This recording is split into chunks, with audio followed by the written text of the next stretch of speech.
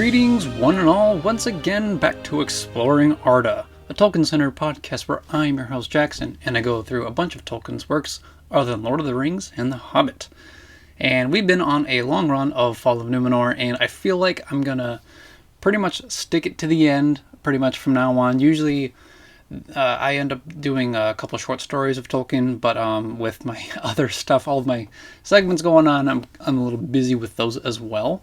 So we're going to continue Fall of Númenor until it's done, and then I'll probably do a short story after that. So when that will happen, I don't know, maybe a few weeks, maybe a month, I have no idea. So, but speaking of, also check out my other stuff on my channel.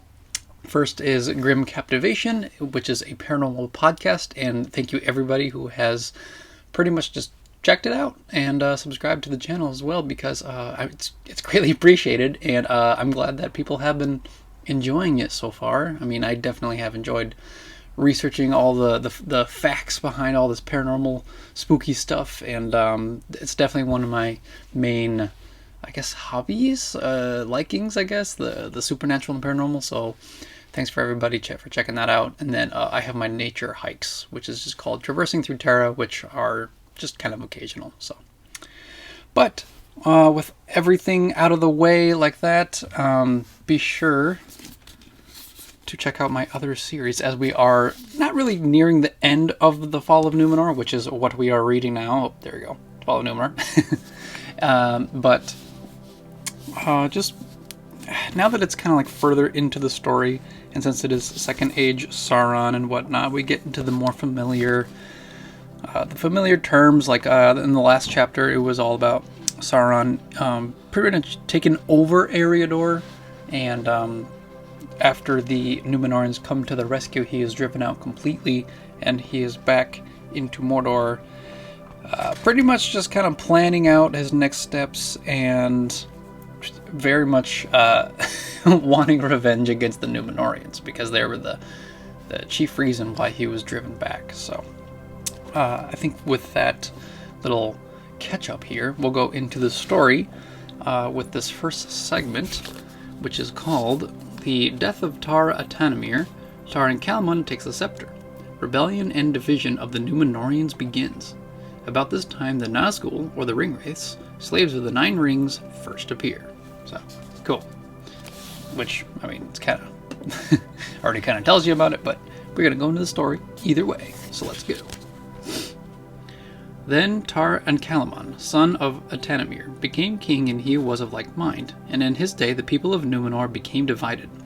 On the one hand was the greater party, and they were called the King's Men, and they grew proud and were estranged from the Eldar and the Valar. And on the other hand was the lesser party, and they were called the Elendili, the Elf Friends, for though they remained loyal indeed to the king and the house of Elros, they wished to keep the friendship of the Eldar, and they hearkened to the counsel of the Lords of the West. Nonetheless, even they, who named themselves the Faithful, did not wholly escape from the affliction of their people, and they were troubled by the thought of death.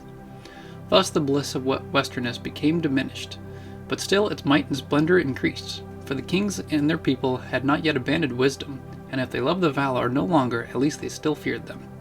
They did not dare openly to break the ban, or to sail beyond the limits that had been appointed. Eastwards still they steered their tall ships, but the fear of death grew ever darker upon them, and they delayed it by all means that they could. They began to build great houses for their dead, while their wise men labored unceasingly to discover, if they might, the secret of recalling life, or at least the prolonging of men's days. Yet they achieved only the art of preserving incorrupt the dead flesh of men, and they filled all the land with silent tombs in which the thought of death was enshrined in the darkness. And some thought that there was a land of shades filled with the wraiths of the things that they had known and loved upon the mortal earth, and that in shadow the death would come there bearing with them the shadows of their possessions. But those that lived turned more eagerly to pleasure and revelry, desiring ever more goods and more riches, and after the days of Tar and Calamon the offering of the first fruits to Eru was neglected, and men went seldom any more to the hollow upon the heights of Meneltarma in the midst of the land. Many of the king's men began to forsake the use of elven tongues, and to teach them no longer to their children. But the royal titles were still given in Quenya, out of ancient custom rather than love, for fear lest the breaking of the old usage should bring ill fortune. So, I'm actually going to do a quick break here. So, yeah, the race of mankind is divided, and they have, I suppose, less. Yeah, I would say like less respect for the Valar and the, I guess, like the more elven ways, like it's kind of said, and they're trying to. I mean, well, not trying. Sorry, they begin to neglect some of the ancient traditions, kind of like giving praise to Eru and whatnot, with all those like celebrations and feasts and whatnot. And before I need to do something really quick because my cat is annoying me. Yeah, that's kind of like what it is. But like you can kind of see like the weakness, quote unquote weakness of mankind is kind of like showing where they start kind of rebelling against each other. So those tiny little chips and cracks, eventually split open because that's kind of what happens when people rebel against each other. So. And my cat right here is he is annoying me, and here he comes. Well, you can't really see him in the video, but he is annoying me. So I will be right back, you guys, because I cannot have interruptions. All right, and we're back here again. Sorry, guys. I usually try not to have too many distractions while I'm reading, and especially for you guys too, so it's not as distracting for you. So, now that we got that out of the way, now we'll go back into the story. So, here we go. Sauron gathered into his hands all the remaining rings of power, and he dealt them out to the other peoples of Middle-earth, hoping thus to bring under his sway all that he desired, secret power beyond the measure of their kind. 7 rings he gave to the dwarves, but to men he gave 9. For men proved in this matter, as in others, the readiest to his will. In his letter to Milton Waldman, Tolkien would write, "All through the twilight of the Second Age, the shadow is growing in the east of Middle-earth, spreading its sway more and more over men, who multiply as the elves begin to fade. And all those rings that he governed he perverted, the more easily since he had a part in their making. And they were accursed, and they betrayed in the end all those that used them. The dwarves indeed proved tough and hard to tame. They ill endure the domination of others, and the thoughts of their hearts are hard to fathom, nor can they be turned to shadows. They used their rings only for the getting of wealth, but wrath and an overmastering greed of gold were kindled in their hearts, of which evil enough after came to the prophet of Sauron. It is said that the foundation of each of the 7 hordes of the dragons of the dwarf kings of old was a golden ring, but all those hordes long ago were plundered, and the dragons devoured them. And of the 7 rings, some were consumed in fire, and some Sauron recovered. Men proved easier to ensnare. Those who used the 9 rings became mighty in their day, kings, sorcerers, and warriors of old. They obtained glory and great wealth, yet it turned to their undoing. They had, as it seemed, unending life, yet life became unendurable to them. They could walk, if they would, unseen by all eyes in this world beneath the sun, and they could see things in worlds invisible to mortal men. But too often they beheld only the phantoms and delusions of Sauron. And one by one, sooner or later, according to their native strength and to the good or evil of their wills in the beginning, they fell under the thraldom of the ring that they bore, and under the domination of the one, which was Sauron's. And they became forever invisible, save to him that wore the ruling ring, and they entered into the realm of shadows. The Nazgul they were, the ring race, the enemy's most terrible servants. Darkness went with them, and they cried with the voices of death. Yet Sauron was ever guileful, and it is said that among those whom he ensnared with the 9 rings, 3 were great lords of Númenorian race. In the Fellowship of the Ring, Tolkien creates a vivid image of the Nazgul, as centuries later in the Third Age they appeared to Frodo when wearing their one ring. So black were they that they seemed like black holes in the deep shade behind them. He thought that he had heard a faint hiss as of venomous breath, and felt the thin, piercing chill. Though everything else remained as before, dim and dark, the shapes became terribly clear. He was able to see beneath their black wrappings. In their white faces burned keen and merciless eyes.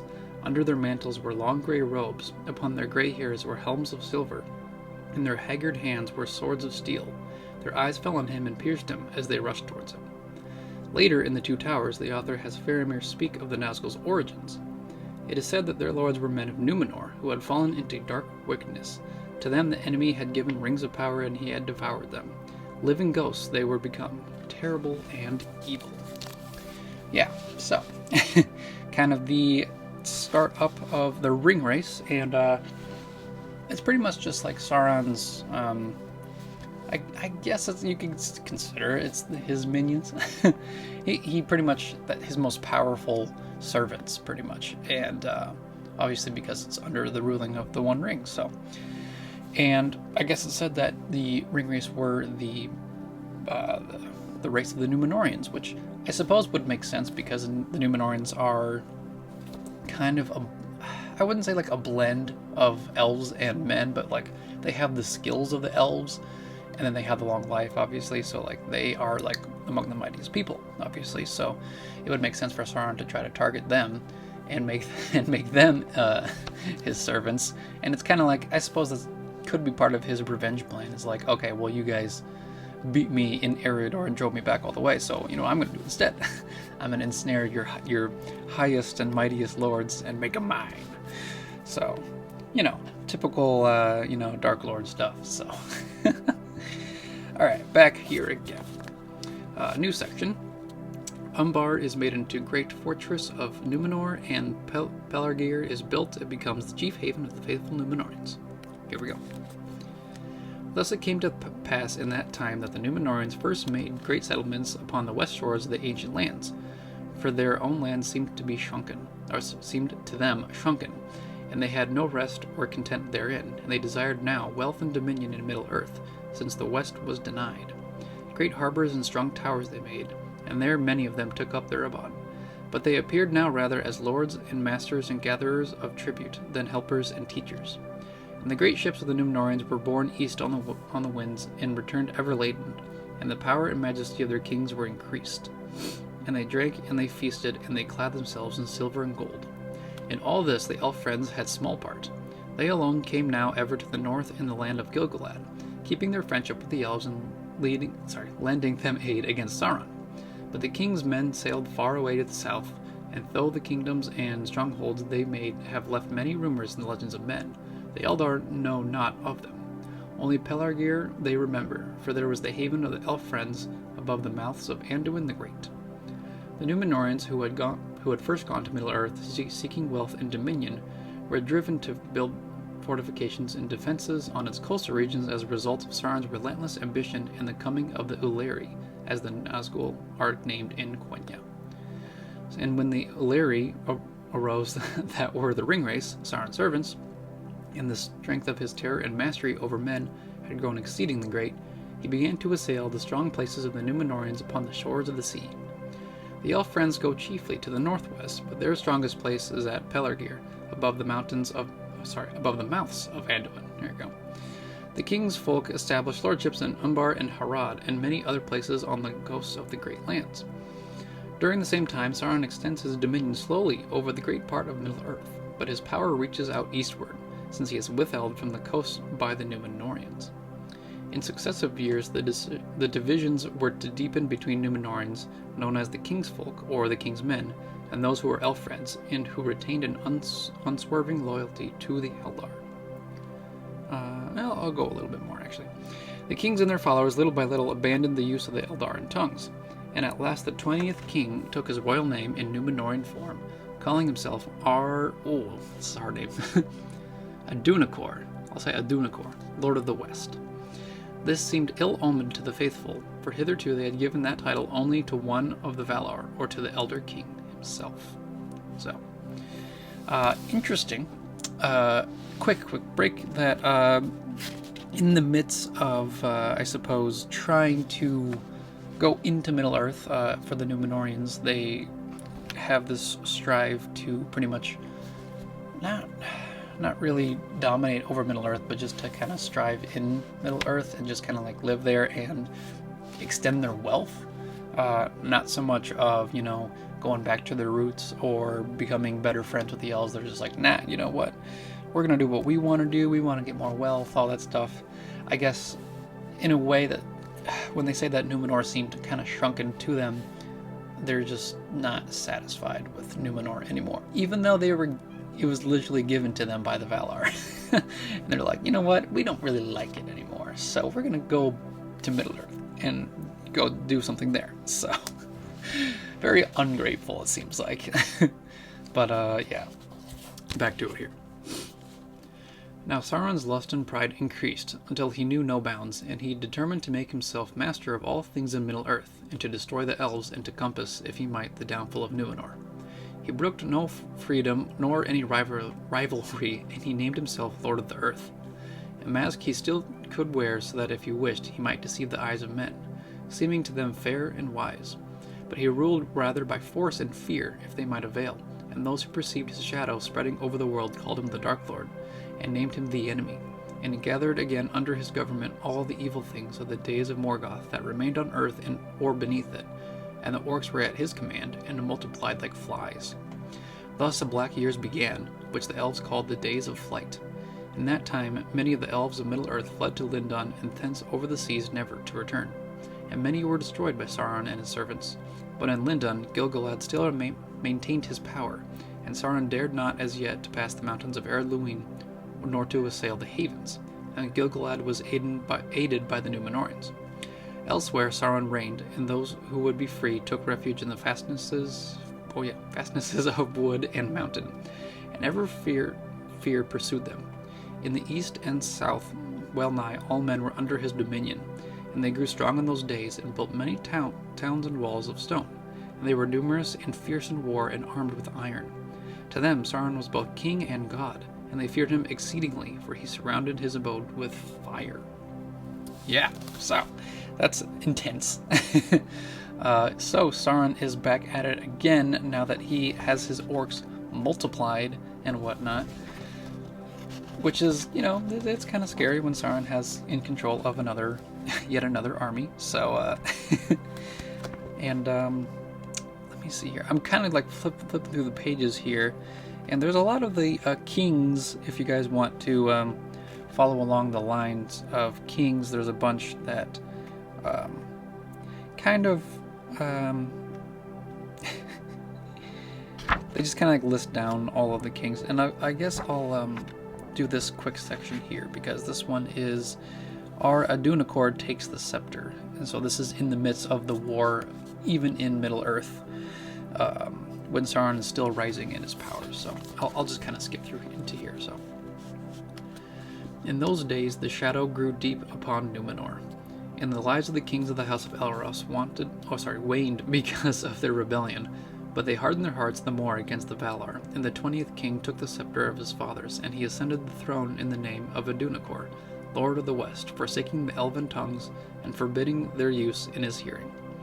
Yet in the scroll of kings the name Herunumen, there you go, was inscribed in the high elven speech, because of ancient custom, which the kings feared to break utterly, lest evil befall. Now this title seemed to be the faithful overproud, being the title of the Valar, and their hearts were sorely tried between their loyalty to the house of Elros and their reverence of the appointed powers. But worst was yet to come, yes indeed. In this reign the elven tongues were no longer used, not permitted to be taught, but were maintained in secret by the faithful, and the ships from Erestia came seldom and secretly to the west shores of Númenor thereafter. And indeed, Adunacor began to persecute the faithful and punish those who used the elven tongues openly, and the Eldar came no more to Númenor. The power and wealth of the Númenorians nonetheless continued to increase, but their years lessened as their fear of death grew, and their joy departed. So, interesting. So, and then there's a few more lists that kind of say kings and queens, but it kind of like goes further into Ar-Gamilzor. So, Ar-Gamilzor is the next one. Whoop, kind of fast forward there. We'll finish this one here.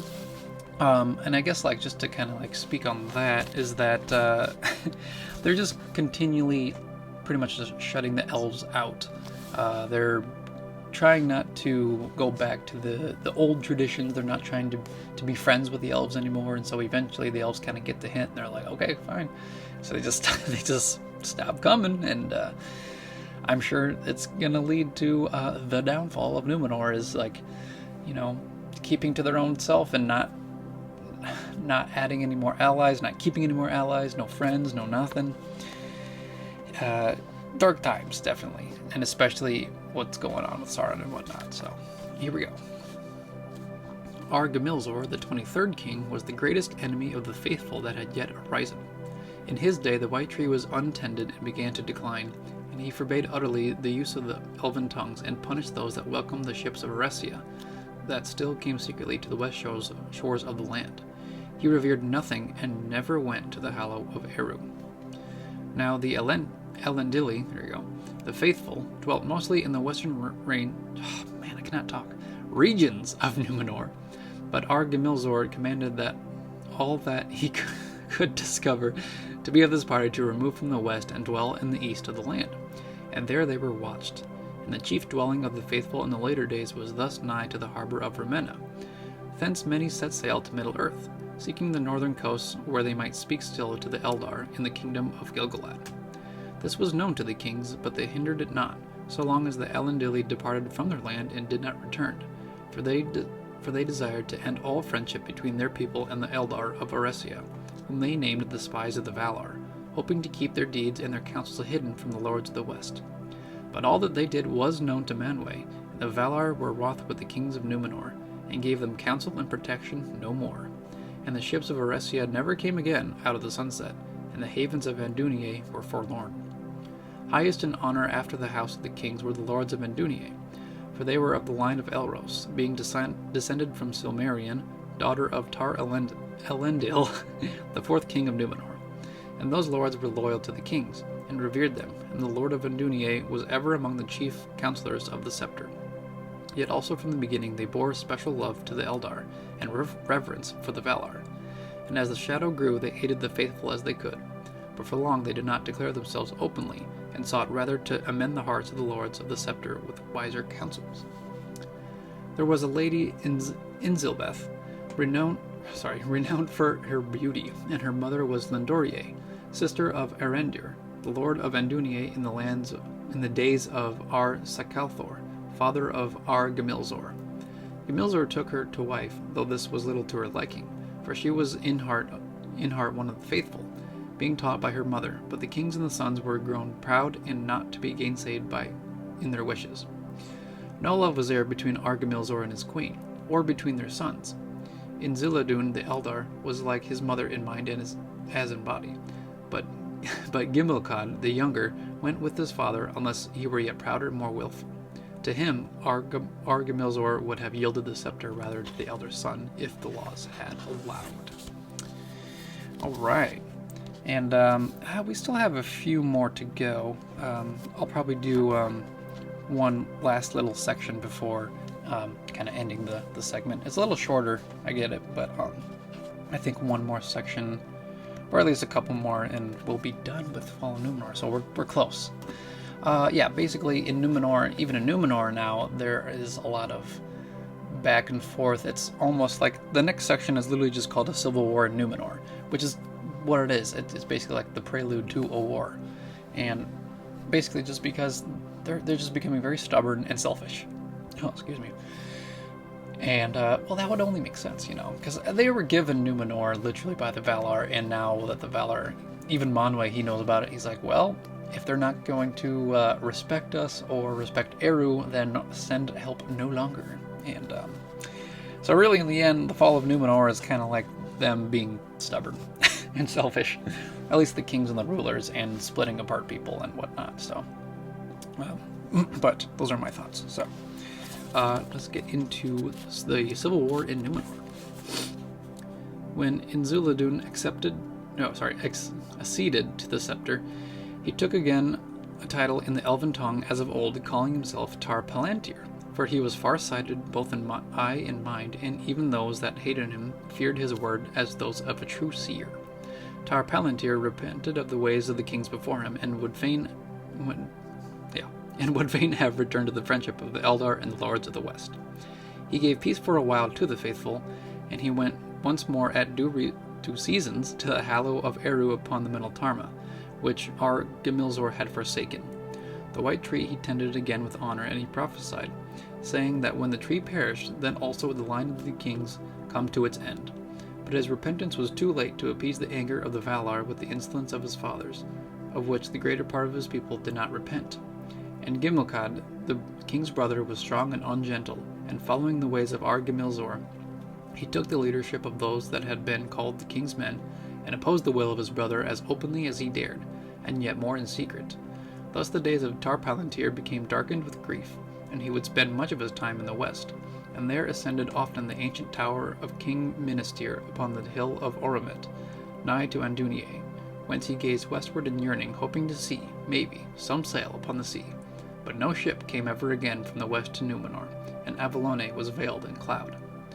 He also would spend much of his days in Andunier, since Lindorier, his mother's mother, was of the kin of the lords, being sister indeed of Erendur, there you go, the 15th lord and grandfather of Númendil, who was the lord of Andunier in the days of Tar-Palantir, his cousin. Tar-Palantir's brother, Gimmelkad, died 2 years before his 200th year, which was accounted an early death for one of Elros's line, even in its waiting. But this brought no peace to the king, for Pharazôn, king of Gimmelkad, and nephew to the king, had become a man yet more restless and eager for wealth and power than his father. Our Pharazôn was a man of great beauty and strength and stature, after the image of the first kings, and indeed in his youth was not unlike the Edain of old in mind also, though he had courage and strength of will rather than of wisdom, as after appeared, when he was corrupted by the counsels of his father and the acclaim of the people. In his earlier days he had a close friendship with Amandil, who was afterwards lord of Andunier, and he had loved the people of the house of Valandil, with whom he had kinship, through Inzilbith his father's mother. With them he was often a guest, and there came Zimrafil, named Muriel in the Elven tongue, his cousin, daughter of Inzilidun, who was later King Tar-Palantir. A lot of names, guys. I know it's a lot of a lot of back and forth. So I'm gonna just keep going. Now Zimrafil was a woman of great beauty, smaller in stature than were most women of that land, with bright eyes. She was older than Pharazôn by 1 year, but seemed younger. Elentir, the brother of Amandil, loved Muriel, but when first she saw Pharazôn, in the splendor of his young manhood, and when Pharazôn was greeted upon the steps of the house, her eyes and her heart were turned to him, for his beauty and for his wealth also. And Pharazôn went away, and Muriel remained unwed. I feel like Pharazôn is the way to pronounce it, so, had fared often abroad as a leader in the wars that the Númenorians made then in the coastlands of Middle-earth, seeking to extend their dominion over men, and thus he had won great renown as a captain both by land and by sea. Therefore, when he came back to Númenor, hearing of his father's death, the hearts of the people were turned to him, for he brought with him great wealth, and was for the time free in his giving. And it came to pass that Tar-Palantir grew weary of grief and died.